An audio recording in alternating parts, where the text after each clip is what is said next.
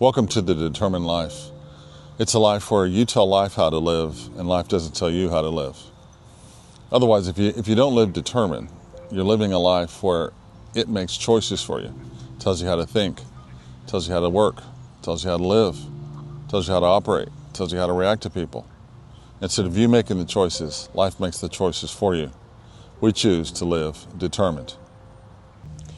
Do you know what determination looks like? Join us as we delve into a life who has been determined for 95 years.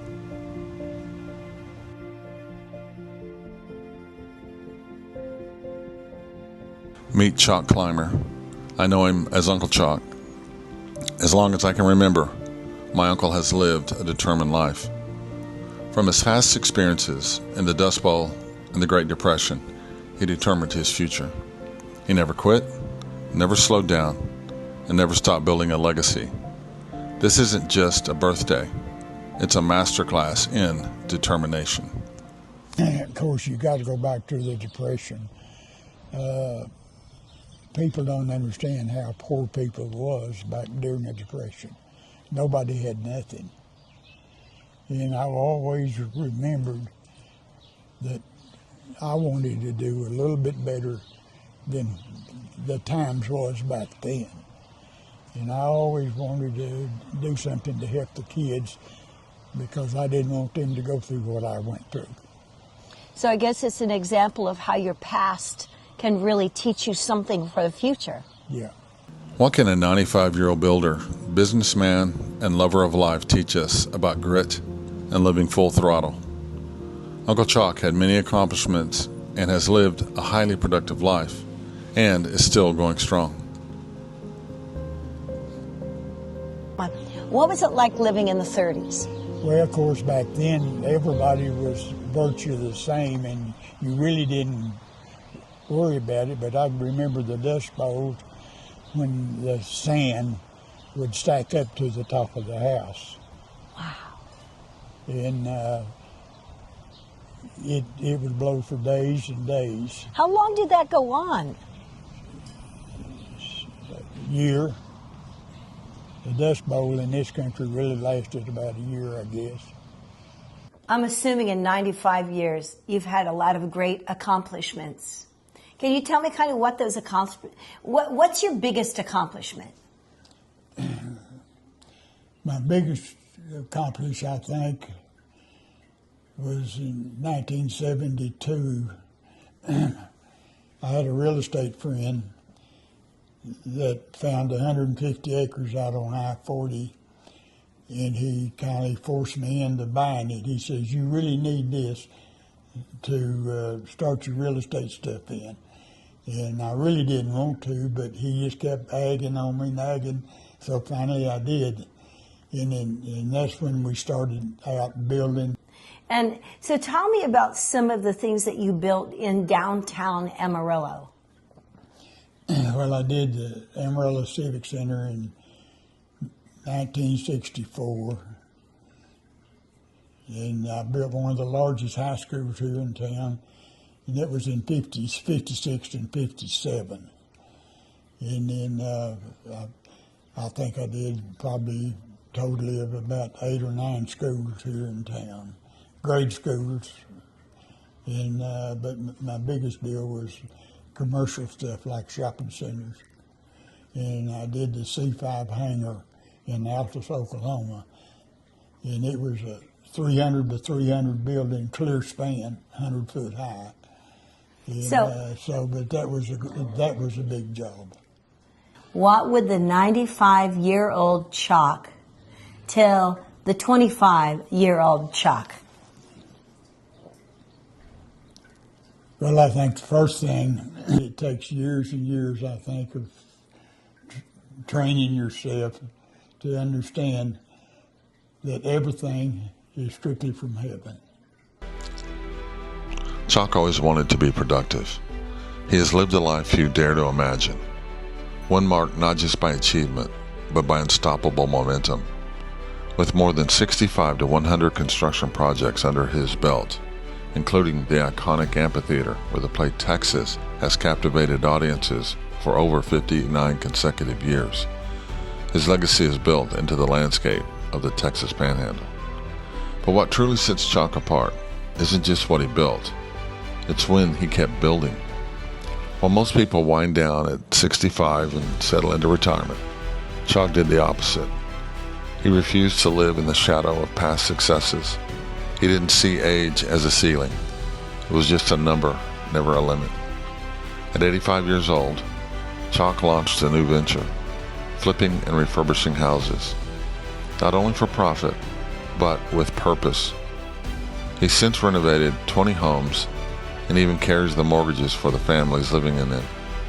For him, productivity isn't about ego. It's about service.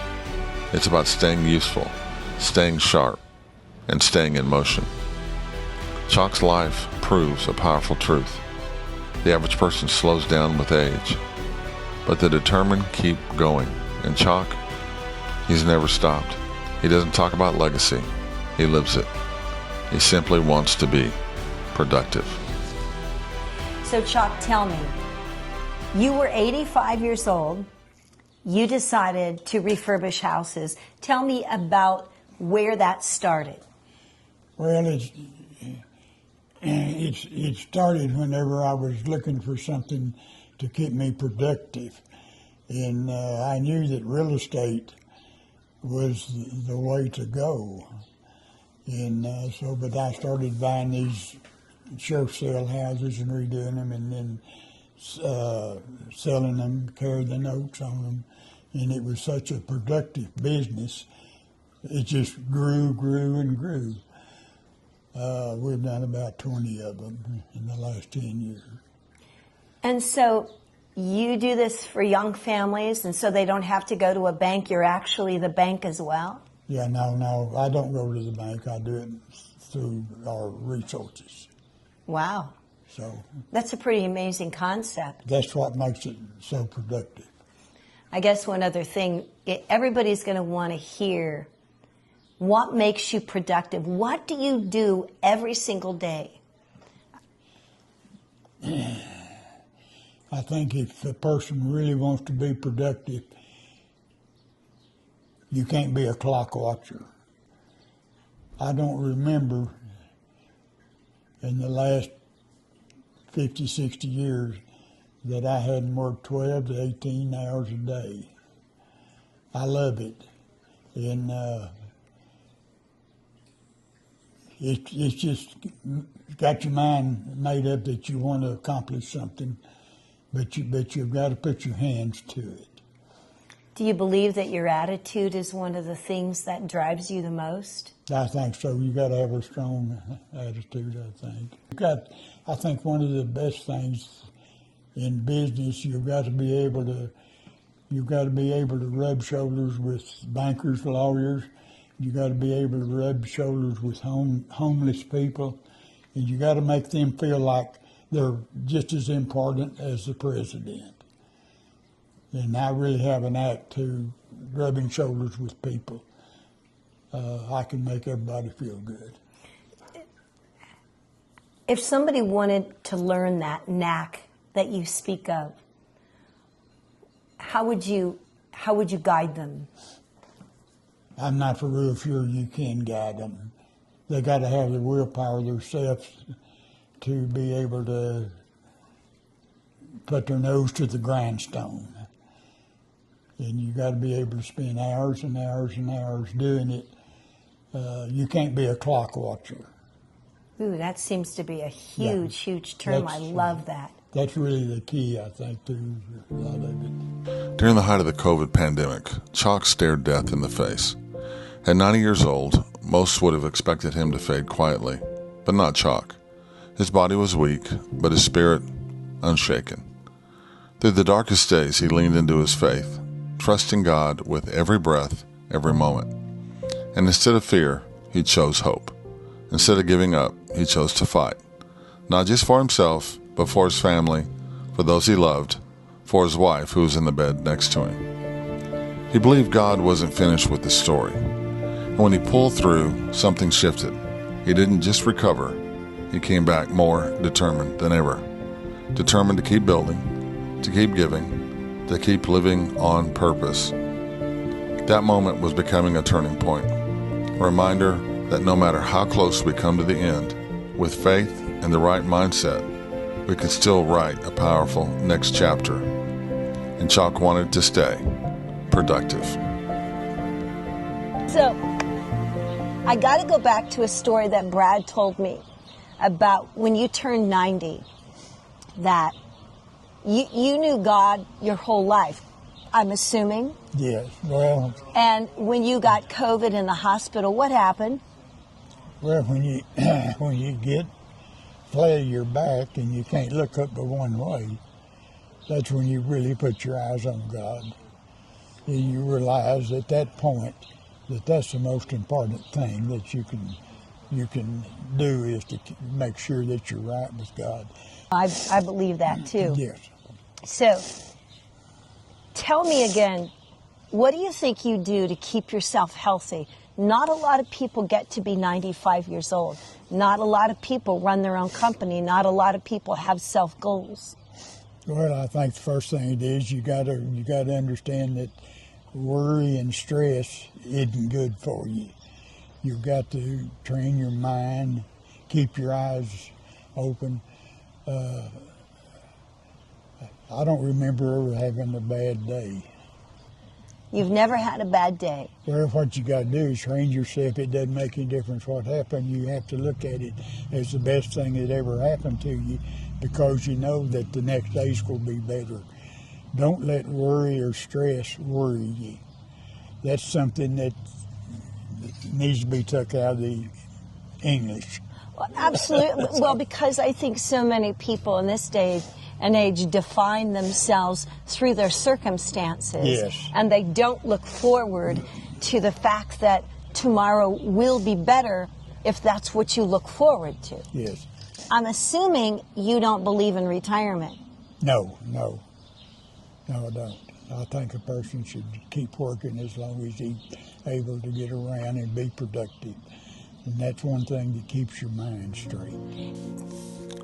Chalk's first priority, his greatest love, has always been his family. And when he says family, he means both those he's related to and those he's chosen along the way. It's not about titles, it's about trust, loyalty, showing up for each other. He's the kind of man who builds more than buildings. He builds people, relationships, a legacy of love and strength that reaches across generations. Even now, he's still leading with that same example, steady, present, and always making sure the people he cares about know they matter. What is your key? What's the magical key that makes you successful?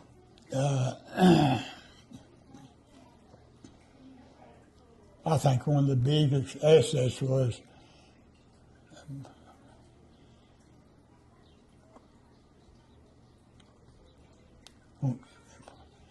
I had a good wife, Barbara and I. And my biggest asset was having a wife that worked with you and pushed you. And she was behind me on everything that I did. And I think that's the biggest asset, is to be real happy at home and to take care of your family. Happy life, happy wife. Happy life. Yeah, I can relate to that. Yeah. I can relate to that. How long have you been married to Barbara? 52, 53 years. Wow. And how many combined children did you have? I think we had 8. How many grandchildren? 44. How many? Them are great. Oh, and how many are great grandchildren? I think we got about 18 or 19 great and 3 great or something. I don't know. We got so many of them, I don't name them. I just number them. In 1970, actually, it was at a bar that I was talked into buying and didn't want to. You want the truth? Yes. Oh. And he walked in, and I seen him, and I don't know, we just kind of connected, and we've been connected ever since. That was in 1970. What do you mean by connected?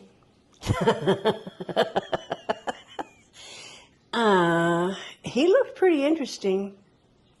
He was handsome. He treated me good. Just like she said, the first time we seen each other, talking to each other, at that point we connected, and I don't really know whether love is something that has to be, I think, worked on, and you have to grow to it. But you meet somebody and you think, wow, this is what I want in life. And you got to have a starting point, and you got to work at it and grow. And then when you get up to been married 50 years, people don't understand that is true love. Down here, it's just being happy with them. But being happy and true love, I think, is two different things. You think you're in love at first sight, but he's right. It takes a while.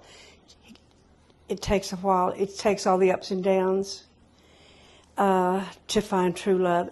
And when you find out that it's true love, it's when you come to kind of like several years and you're still there. You could have walked out, but you didn't. Because you really get angry at times, even though you love them, you know. You'd like to walk out, but you don't. Today, it's real easy to walk out and not come back. It's not good. So today, people see marriage as very optional. Oh, yeah. They don't even have to get married. And I think it's very important. First, you have to have God. That's number one. If you don't have that, you really don't have anything. I'm 95 and I'm not ready because I don't want to leave what I've got here on earth. But sooner or later you will. But don't let it worry you. Everything's going to be okay. Let's go back to yesterday at my party at church.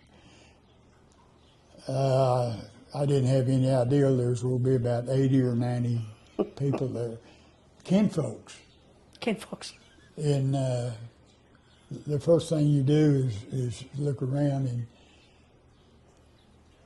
I don't deserve being blessed like this, but I was. And it's really hard to describe, but I just hope one of these days you can walk into a room at 95 like I did and just look at your offsprings.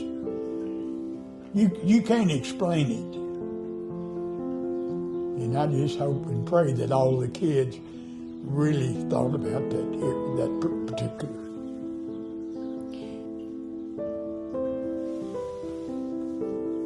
Don't touch me. Don't tell me what to do.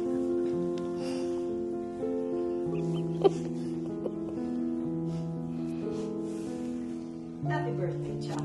Thank you, sir.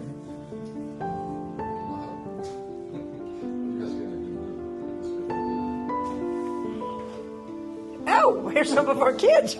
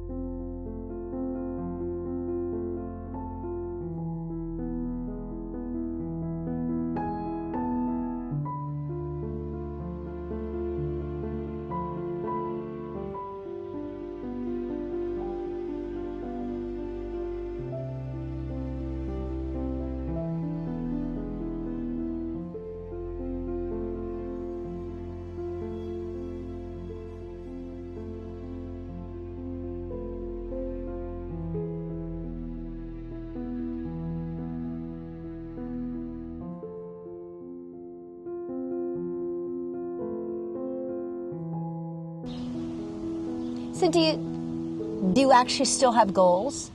Yes. What are your goals? What's your top goal right now? Maybe to be able to tell Trump what to do. Love that. That is an awesome comment.